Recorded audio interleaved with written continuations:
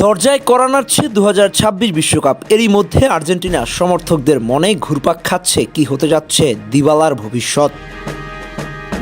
22 বিশ্বকাপের ফাইনালে পেনাল্টিতে পেনানকা শটে স্কোর করার নায়ক ফিনালিসিমায় ইতালির বিপক্ষে মেসির অ্যাসিস্ট থেকে দৃষ্টিনন্দন গোল।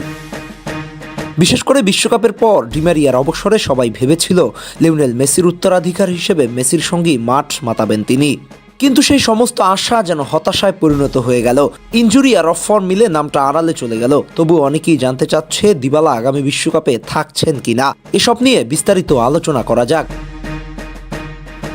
প্রথম যে প্রশ্নটা, দিবালা বিশ্বকাপে থাকবেন কিনা, এমন প্রশ্নের উত্তর আসলে এক বাক্যে দেওয়ার উপায় নাই। এর সঙ্গে মিলে আছে দিবালার শারীরিক কন্ডিশন, পারফরম্যান্স আর স্কালোনির ভাবনা।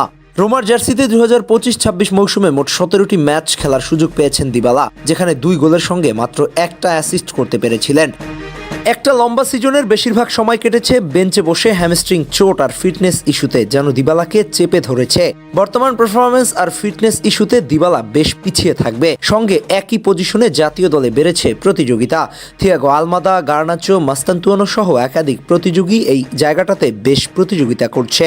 এমন মুহূর্তে দিবালার পজিশনে দিবালাকে বিশ্বকাপ স্কোয়াডে ফিরিয়ে আনা বেশ কঠিন। একজন কোচ সবসময় তার সেরা অপশন নিয়ে বড় মঞ্চে রওনা করে। দিবালা নামটা হয়তো আর্জেন্টাইনদের কাছে একটা আবেগের নাম। সবাই ভেবেছিল মেসি পরবর্তী আর্জেন্টিনার হাল ধরার মতো একজন ভবিষ্যৎ সুপারস্টার পেতে যাচ্ছে আর্জেন্টিনা। এমন সম্ভাবনাময় তরুণ প্রতিভা ছিল দিবালা, কিন্তু সময় যত গড়িয়েছে তার অফ ফর্ম আর ইনজুরি তাকে ছিটকে দিয়েছে। জুভেন্টাস থেকে রোমা শুরুর দিনগুলোতে ভালো পারফর্ম করে সবার মধ্যমণি ছিল। সেই সময় সৌদি আরবের ক্লাবগুলো থেকে ছিল কোটি কোটি টাকার প্রস্তাব, কিন্তু শোনা যাচ্ছে বর্তমানে রোমার পরিকল্পনায় তিনি থাকছেন না। অথচ তিনি চাইলে তখন কোটি টাকার প্রস্তাব লুফে নিতে পারতেন। কিন্তু ক্লাবের বাস্তবতায় ক্লাবও তার ভালো সিদ্ধান্ত নেবেন, এটাই তো স্বাভাবিক। কিন্তু এই ঘটনা প্রবাহ থেকে একটা জিনিস স্পষ্ট, এই পুরনো দিবালা এখন আর নাই। এটা আর্জেন্টাইনদের কাছে মানতে কষ্ট হলেও এটাই বাস্তবতা।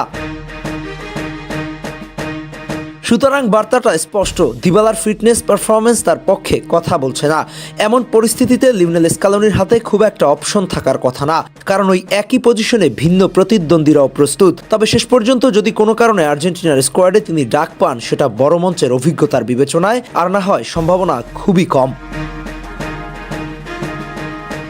আপনারা এই মুহূর্তে কি চাচ্ছেন, দিবালাকে আর্জেন্টিনার বিশ্বকাপ স্কোয়াডে রাখা হোক, নাকি পারফরম্যান্স অনুযায়ী বাদ দেয়া ভালো সিদ্ধান্ত হবে? আহমেদ হাসনাইন খান, টিম স্পোর্টস।